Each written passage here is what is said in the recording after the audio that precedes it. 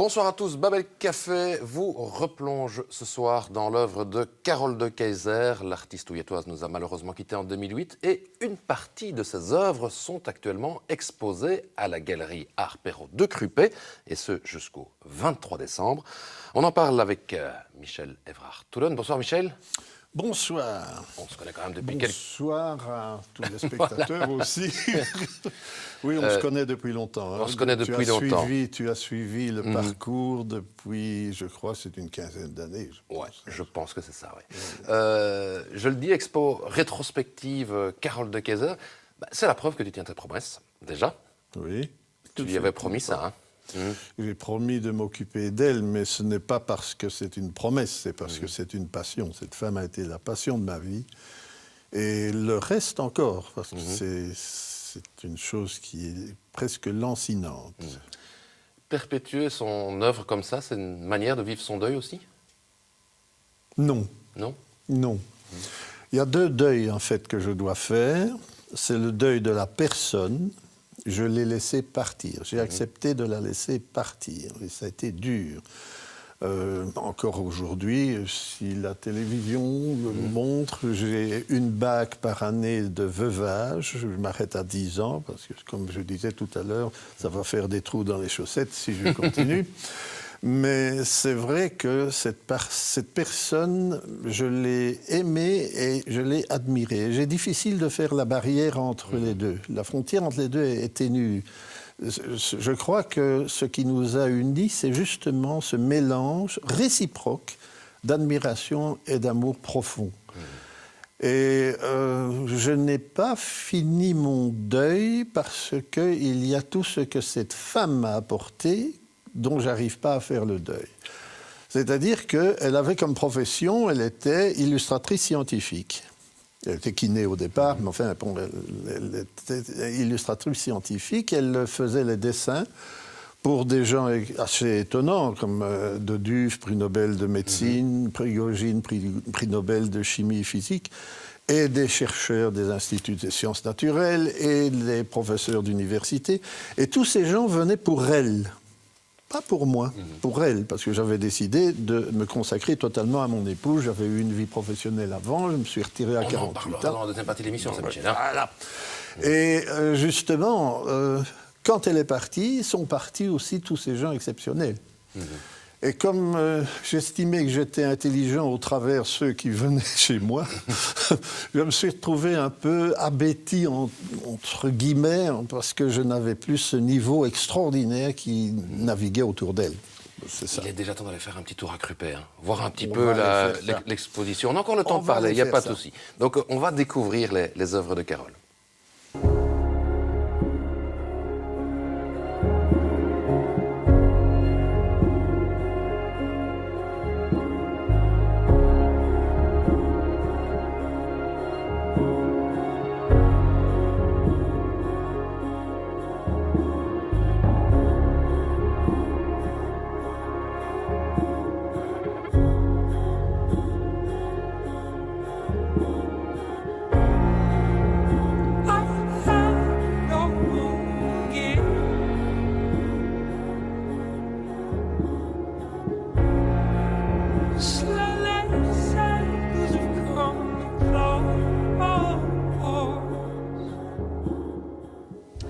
La dernière toile qu'on vient de voir là, c'est la visite, qui a donc été inspirée d'une réflexion d'une infirmière. D'une infirmière, une amie très proche, qui était infirmière et qui disait que dans une salle d'opération, parfois, on est glacé d'effroi, comme si la mort ne faisait que passer.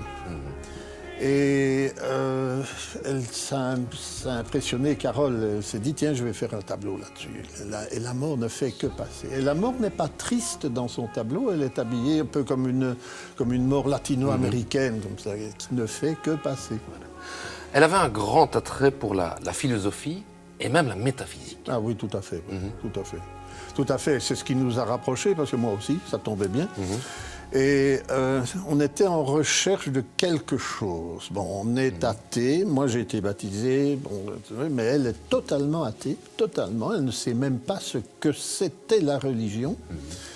Et ça lui a permis d'être la grande amie, je vais dire, de tous les pères abbés des abbayes, parce qu'il y avait des conversations étonnantes qui se passaient entre elles.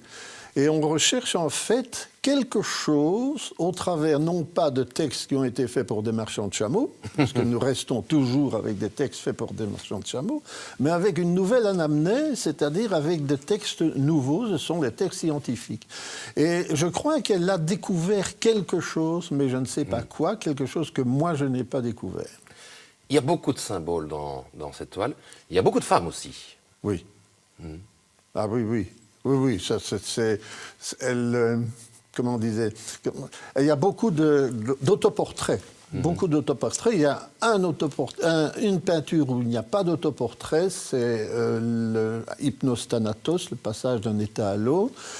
C'est une eurasienne, mais c'est la seule, sinon ce sont généralement des autoportraits. Et c'est ce qu'elle disait, c'est ce que je connais le mieux. La femme, c'est ce que je connais le mieux.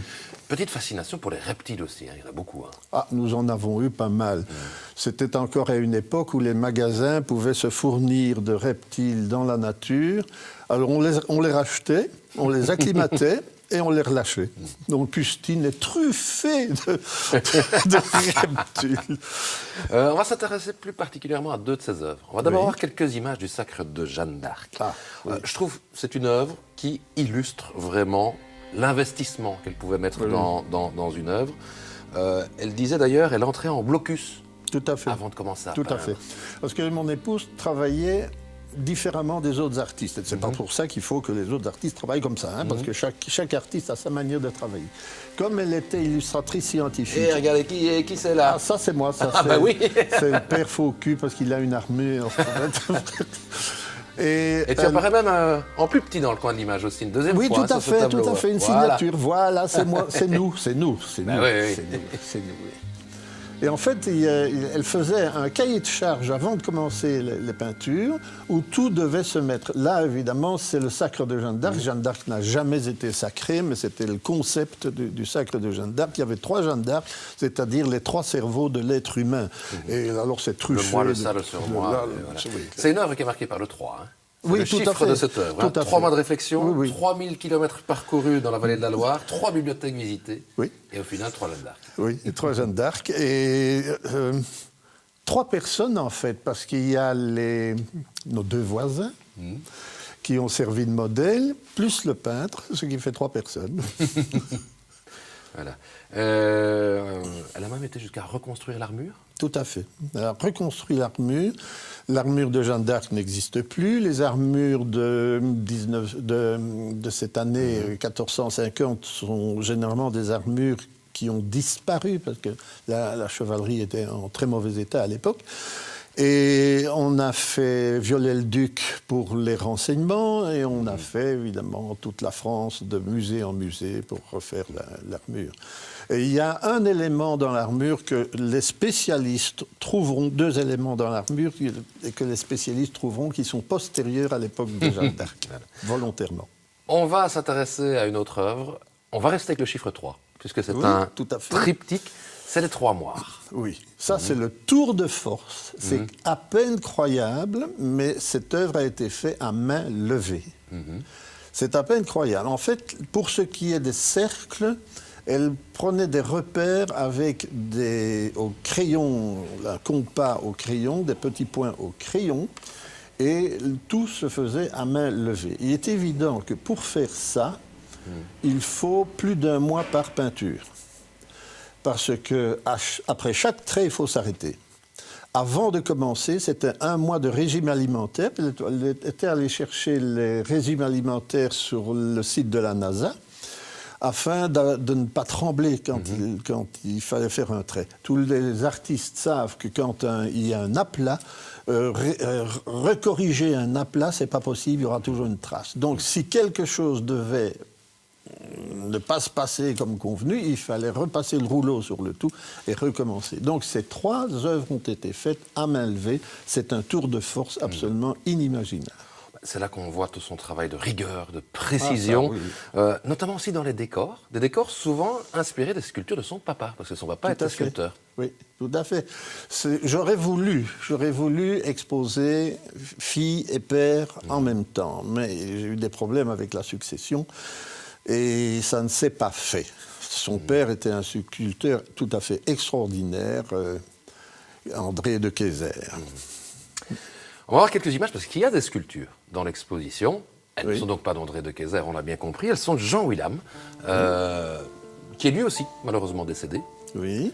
Il se connaissait avec Carole? Non, pas du tout. Pas du tout.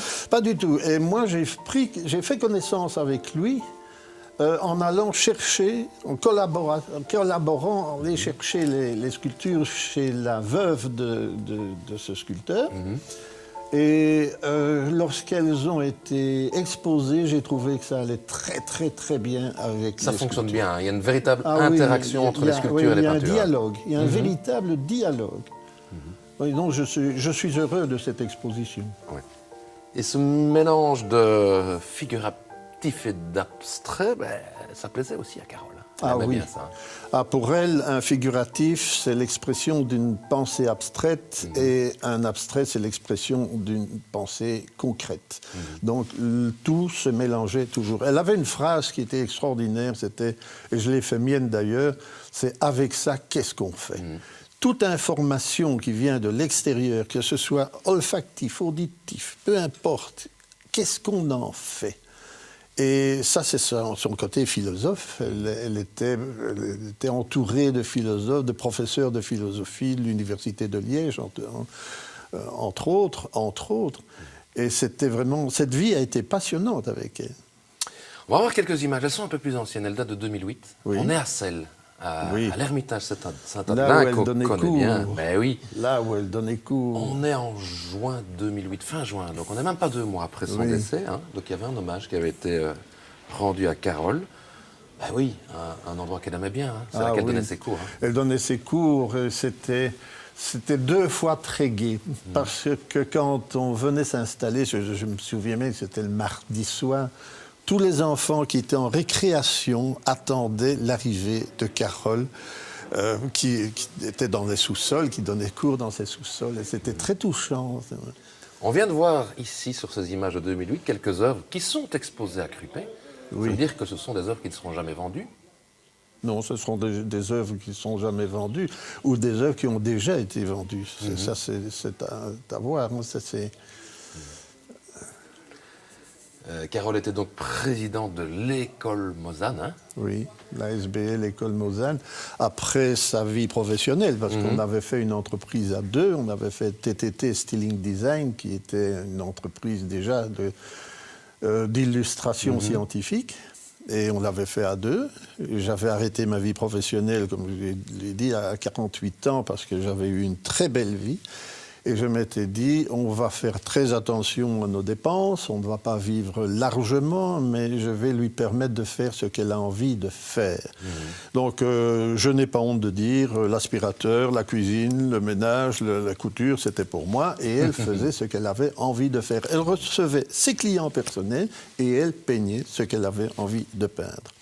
Mais elle me lançait des défis qui faisaient de moi un homme, des défis quasiment irréalisables. À 1h du matin, elle me réveille et elle me dit « Michel, organise-moi une conférence sur l'intuition en art et en mathématiques. » Et je le faisais. Et je faisais tout ce qu'elle demandait, ses concerts, tout. Je faisais. C'était un défi. Et on s'amusait bien comme ça. Et on s'est amusé 28 ans.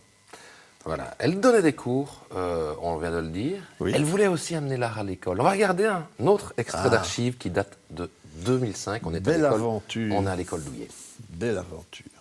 À l'initiative de Carole de Keyser et Michel Evrard-Toulen, fondateur de l'école de peinture Scolavalis, l'école de Douillet est devenue une galerie d'art. 5 peintres locaux, Janine Poncelet, Jean-Pierre Barbier, Guy Jacquemin, Paul Ledan et Milo Dardenne, avaient accepté d'accrocher leur toile pour ce projet d'initiation à la peinture. On a été le plus discret possible, on a fait beaucoup de nous-mêmes au lieu de leur demander de faire eux avec nous.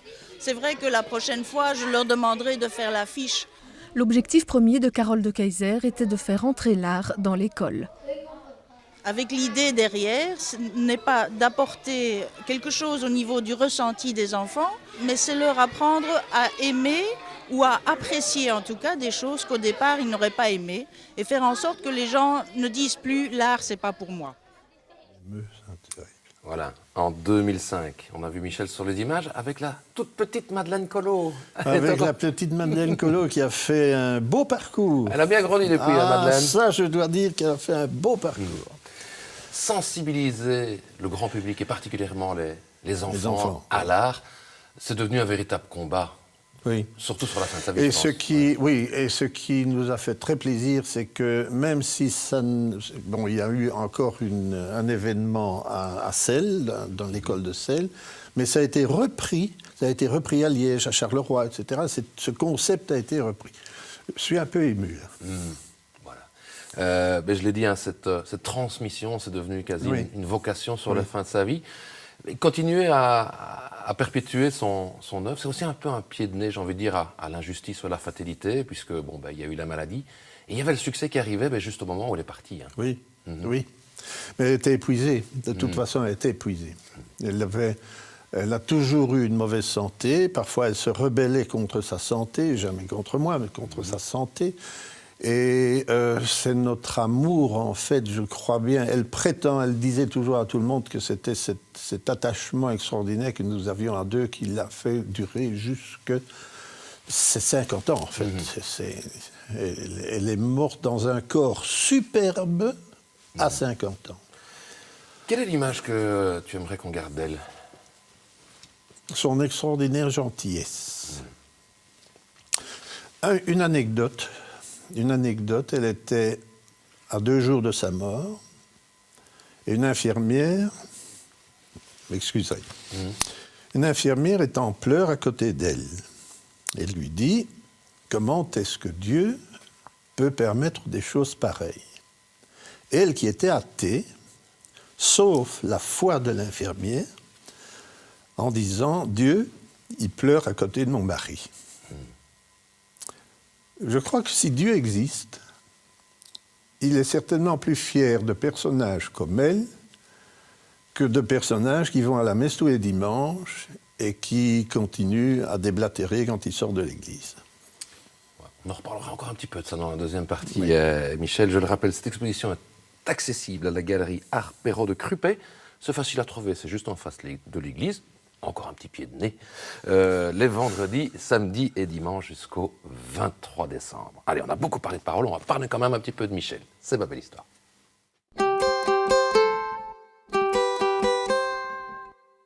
Michel, oui. Évrard Toulen, avec un haut barré, qui rappelle donc des origines nordiques. Oui, tout à fait. On voit tout de suite à mon visage que j'ai des Vikings dans mes ancêtres. Tout à fait, une bonne tête de Suédois. Hein. Oh, oui. Non, c'est vrai que le haut barré a disparu officiellement parce qu'insère caractères spéciaux dans les communes... C'est dur à trouver sur les claviers. Dur à trouver sur les claviers. Mais enfin, pour ceux que ça intéresse, il suffit, sur ordinateur, il faut faire Alt 155 et le haut barré apparaît tout seul. Mais donc, il y a réellement des origines nordiques, avec un petit peu d'Afrique aussi, quelque part. Ma mère était éthiopienne. Mon grand-père maternel a raté un coup d'État en Éthiopie. Il a dû fuir. Il s'est mis au service de Léopold II. Il y a un coup qui n'a pas raté, si je peux me permettre. Bon, bref, passons. Et on peut le retrouver dans l'histoire de Belgique sous le nom des Abyssins au service de Léopold II. Il est devenu l'ami d'un officier belge, commandant Évrard de Rochefort d'ailleurs. Et les enfants de la fille de l'un a épousé le fils du commandant Évrard, Yvan Évrard. Voilà. Tu es donc né au Congo. Je suis né sur le territoire du Congo, rien à voir avec les ethnies du Congo. Je n'ai rien contre les ethnies du Congo, mais c'était quand même une grosse famille éthiopienne. Et l'Éthiopie tient plus avec l'Orient, avec le sud de l'Arabie, l'Inde, qu'avec l'Afrique. Et l'Égypte pharaonique aussi. Donc aucun souvenir, puisque à 1 an à peine, vous J'avais arrivez 1 an accompli quand j'arrivais. en Belgique. Oui. Une enfance passée entre Bruxelles et Custine, hein, les Tout week-ends. à fait, tout à fait. Mes parents adoptifs, enfin, c'était mes tuteurs, parce que au Tempora, au Morez, il n'y avait aucun papier qui me confiait à mes tuteurs, et pourtant j'ai été élevé tout le temps chez eux, parce que mes parents se sont...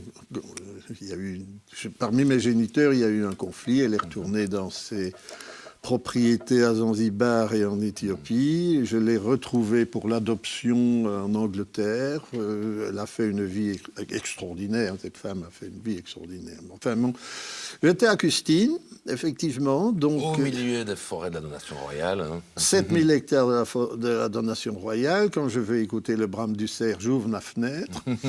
Et c'est merveilleux. J'ai fait toute ma vie professionnelle à Bruxelles, mais dès que j'ai pu, on est allé s'installer à Custine. Et c'est le roman d'amour. Toute ma famille, c'est entre Namur et Rochefort, donc je suis chez moi. Un enseignement primaire donné par un précepteur suisse-allemand. Oui. Alors, je ne sais pas si l'origine est importante à signaler. Si, parce que le Suisse-allemand, il n'est pas drôle. D'accord.